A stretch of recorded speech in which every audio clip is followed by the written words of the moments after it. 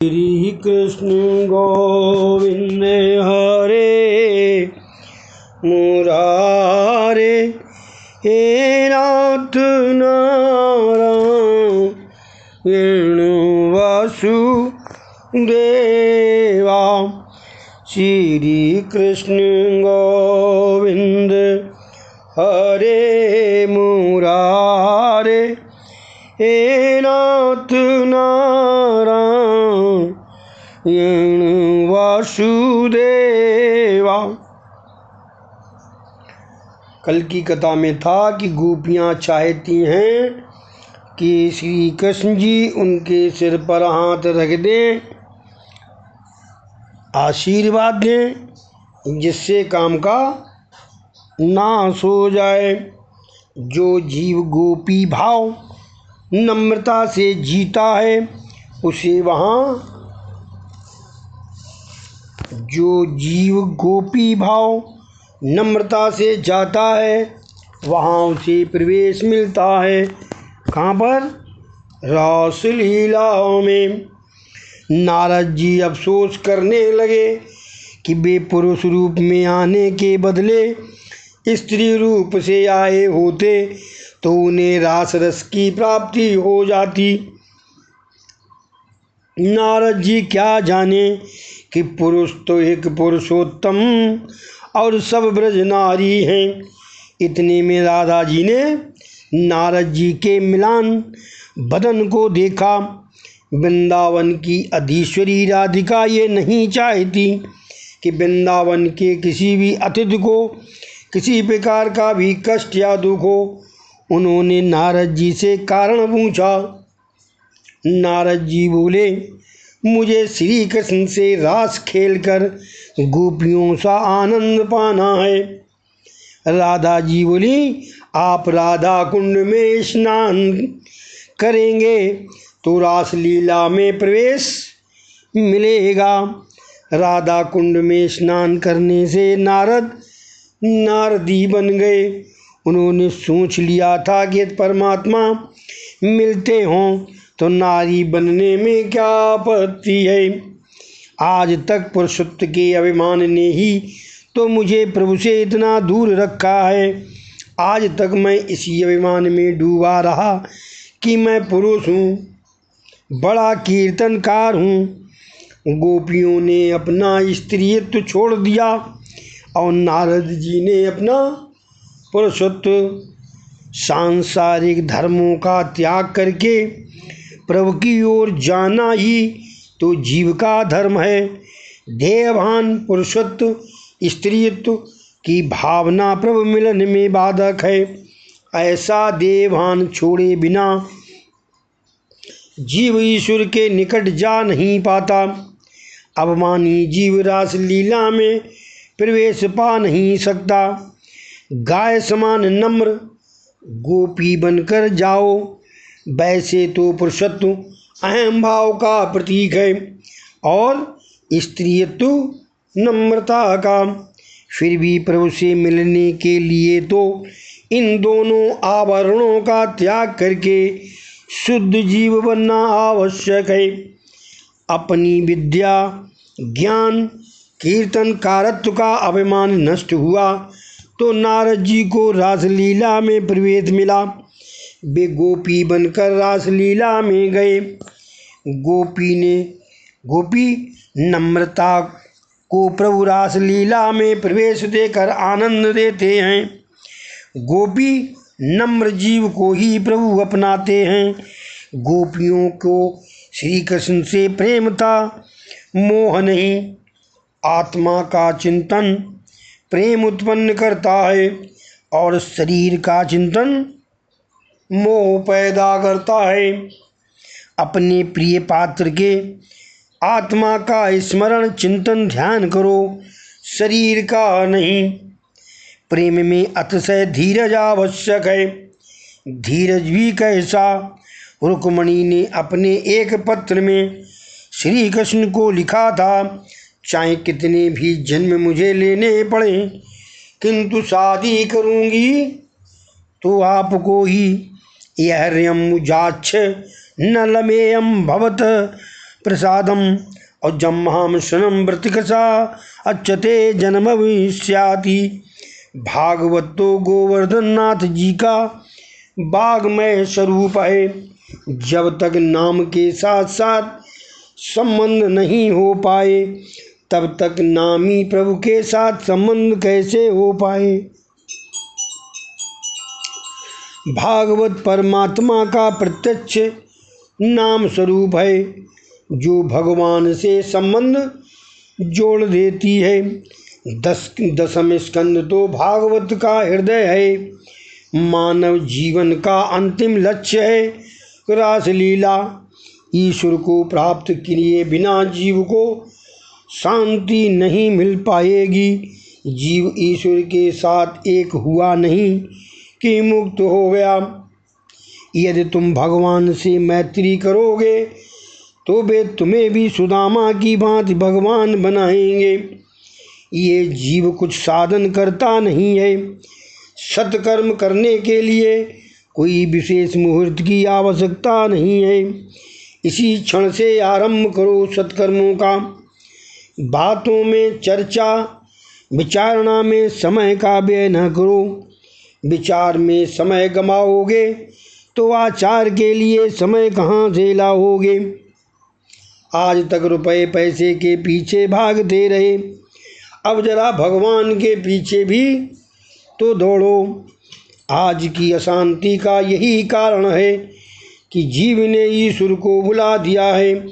मनुष्य राजा बने या स्वर्ग का देव, और राय हो या रंक, विद्वान हो या मूर्ख, उसके लिए शांति नहीं है। जीव ईश्वर से जा मिलेगा तभी शांति प्राप्त होगी। भगवान तो स्वयं आनंद स्वरूप हैं। उन्होंने अपने आनंद के लिए नहीं, गोपियों को आनंद दान करने के लिए रासलीला का आयोजन किया था। गोपियों को परमानंद मिला। जीव और ईश्वर का मिलन हुआ। परमात्मा के साथ मिलन हो जाने के बाद भी साधना तो करते ही रहना होगा। साधन करने से कई सिद्धियां मिलेंगी और परमात्मा भी, किंतु साधन न छोड़ा जाए। मन का तो अंतिम सांस तक कभी विश्वास न करना। यदि भगवान सेवा और जप बंद कराना चाहे तो उनसे भी कह देना, नाथ मैं आपकी सभी आज्ञाओं का पालन करूँगा किंतु जप सेवा नहीं छोड़ूंगा। सेवा को जीते जी तो कोई समाप्ति ही नहीं है। सेवा तो अंतिम सांस तक करनी ही पड़ेगी। अंत तक नियमित रूप से जप सेवा कीर्तन करते रहो। थोड़ी सी साधना कर लेने पर मनुष्य को सिद्धि मिलती है। उसके वचन सच होने लगते हैं। सिद्धि के साथ प्रसिद्धि और लोगों की भीड़ आती है। ऐसा होने पर गर्व और अभिमान आ जाता है और अभिमान लाता है पतन। साधुओं को कई बार उनके शिष्य चापलूसी करके बिगाड़ते हैं। मेरापन आते ही साधना उपेक्षित होती है। साधु सोचता है हाँ सेवा तो होती रहेगी, फुर्सत के समय अभी तो मैं सेवकों की सेवा का लाभ ले लूं। मैं सिद्ध हूँ सो मन से सेवा कर लूँगा। ये बात ठीक नहीं है। तुकाराम महाराज ने कहा, आदि केला सत्संग तुका झाला पांडुरंगा, और त्याजे भजन राही ना, भूल स्वभाव जाई ना। मेरे प्रभु ने मुझे अपना लिया है, प्रेम बढ़ता जा रहा है। हम दोनों एक ही तो हैं, किंतु भजन करने की आदत छूटती ही नहीं है। ईश्वर के दर्शन हो जाने के बाद भी जप सेवा ध्यान आदि साधनों का त्याग ना करना, अन्यथा माया आ घेरेगी। कुछ लोग साध्य की प्राप्ति हो जाने पर साधन की उपेक्षा करने लगते हैं। ये ठीक नहीं है। साधन में शिथिलता आएगी तो मन गड़बड़ करेगा। बलवान हाथी के लिए भी अंकुश जरूरी है। मन का भी वैसा ही है। उसे अंकुश में रखने का साधन है।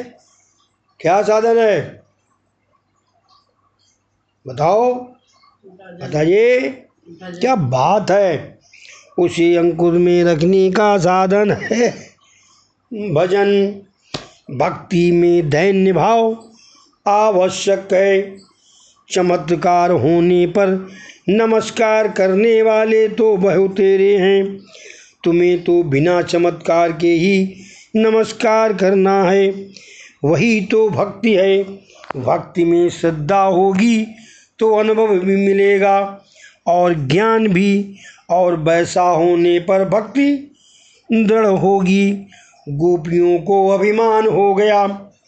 उन्होंने कहा, सभी विषयों का त्याग करके हम आपके पास आई हैं। गोपियों में अभिमान कहाँ से आया? प्रश्न चिन्ह। अरे वह तो उनके मन ही में सूक्ष्म रूप से छिपा हुआ था। मनुष्य मानता है कि वो शुद्ध हो गया, किंतु हर तरह से शुद्ध हो पाना बड़ा दुष्कर काम है। साधक को तो बड़ा सावधान रहना पड़ता है। जिसका बहुमान किया जाता है उसके अभिमानी बन जाने की संभावना है। श्री कृष्ण ने गोपियों को मान दिया तो उनको अभिमान ने घेर लिया। गोपियाँ मानने लगीं, वैसे तो श्री कृष्ण हमारे प्रति आसक्त थे ही, किंतु आसक्त न होने का दिखावा कर ही रहे थे। गोपियों में अभिमानवश ऐसा लौकिक भाव जागा कि तुरंत श्री कृष्ण अदृश्य हो गए। भगवान के अंतर्ध्यान होने का अर्थ क्या है? वैसे तो भगवान सर्वत्र सर्वव्यापी हैं। वे अदृश्य तो हो ही नहीं सकते। तो अंतर्ध्यान होने का अर्थ है कि जीव की आँखों पर अभिमान का पर्दा छा जाने से प्रभु का दिखाई न देना। गोपी जीव अभिमान से फूल गया तो श्री कृष्ण अदृश्य हो गए। ब्रजवासी मानते हैं कि उस समय श्री कृष्ण ने पीताम्बर का घूंघट खींच लिया था। सो सखियां भ्रम में फंस गईं कि वे भी एक सखी ही हैं। परमात्मा तो सर्वव्यापक है। गोपियाँ उनको बाहर ढूंढ रही हैं, किंतु रास मंडली में नहीं। भगवान को तो अपने हृदय में ही ढूंढना है। जीव को अज्ञानवश कुछ सूझता ही नहीं। एक बार विद्या अभ्यास के हेतु निकले हुए 10 पंडितों को एक नदी पार करनी पड़ी। सामने पहुंचकर किसी एक पंडित ने सोचा कि उनमें से एक या तो उस पार रह गया है या तो डूब गया है।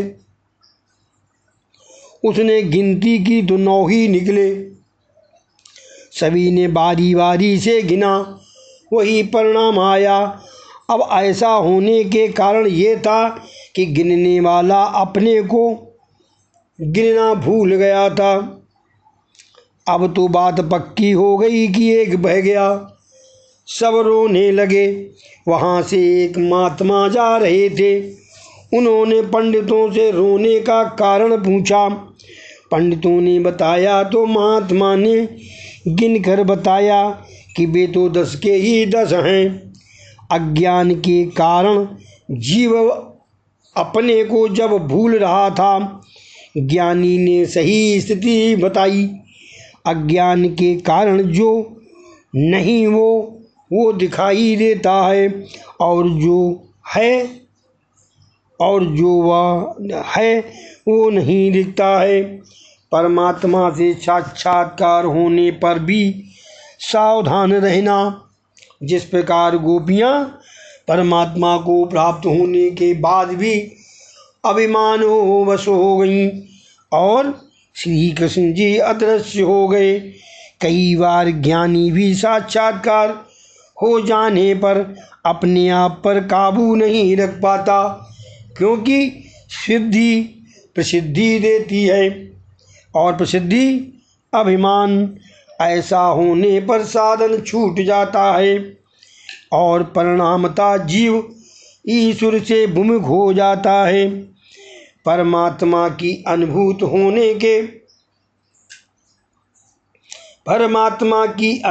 होने के पश्चात भी यदि जीव साधन छोड़ दे तो उसका पतन ही होता है। मतलब भजन जो है वो नहीं छोड़ना चाहिए, चाहे साक्षात भगवान भी आपको मिल जाएं। अब पुंडलीक चरित्र देखें। पुंडलीक की माता पिता के प्रति अविराम अतिशय भक्ति को देखकर द्वारकाधीश उसका दर्शन करने के लिए पंढरपुर पधारे। जहाँ हम लोग जा नहीं पाए वो कथा आ गई। पिता और माता कुष्ठ रोग से पीड़ित थे और चिड़चिड़े स्वभाव के हो गए थे। पुत्र बड़ी लगन से सेवा करता था, फिर भी वे उसका अपमान करते रहते थे। फिर भी पुंडलीक बड़ी नम्रता से सेवा करता रहता था।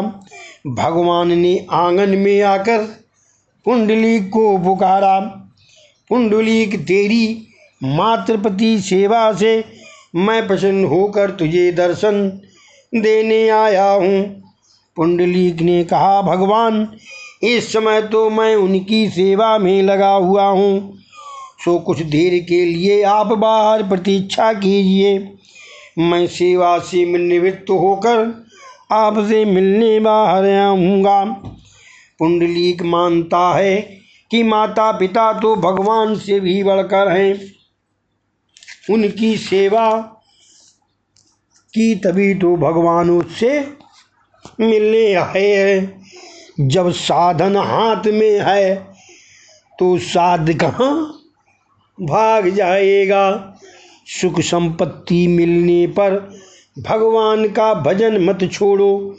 ये तो भक्त ही है जो भगवान से भी प्रतीक्षा करा सकता है।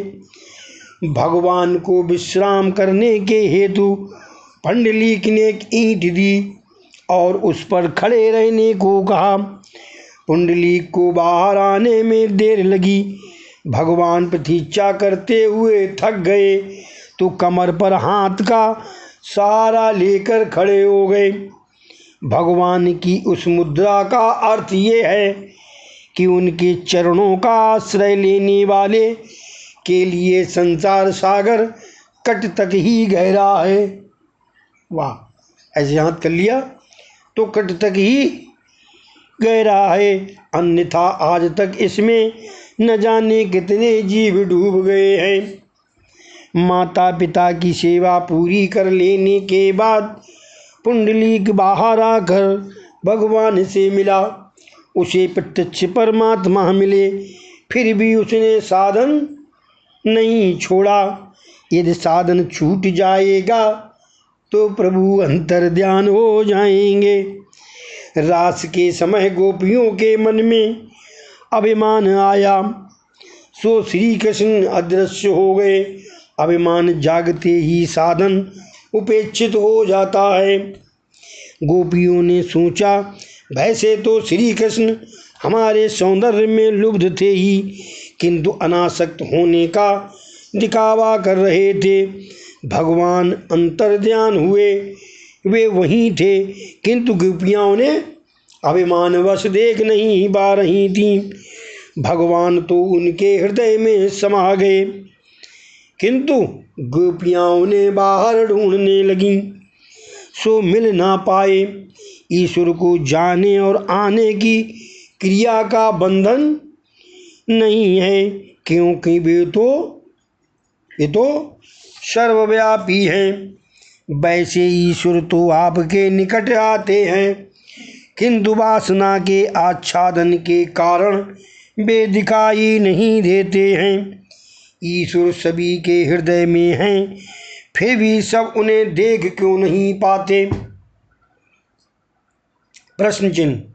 जीव जब तक भगवान की ओर देखता नहीं है तब तक उसकी वे भी सुध नहीं लेते।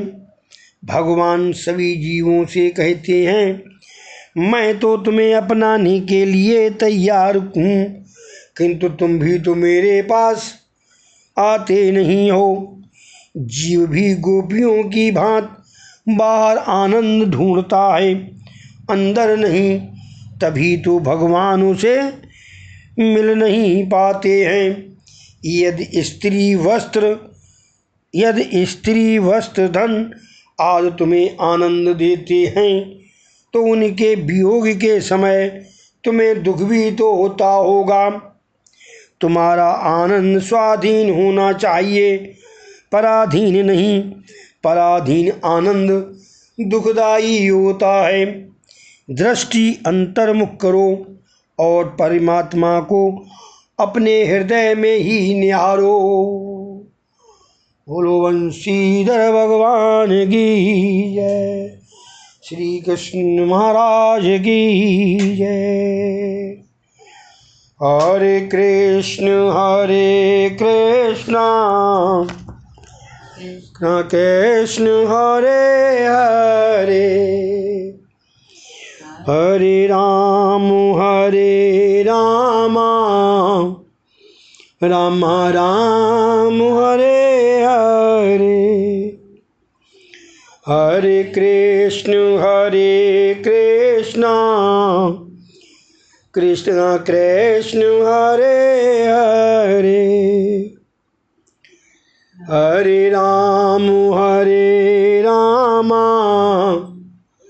राम राम हरे हरे। हरे कृष्ण कृष्ण कृष्ण हरे हरे,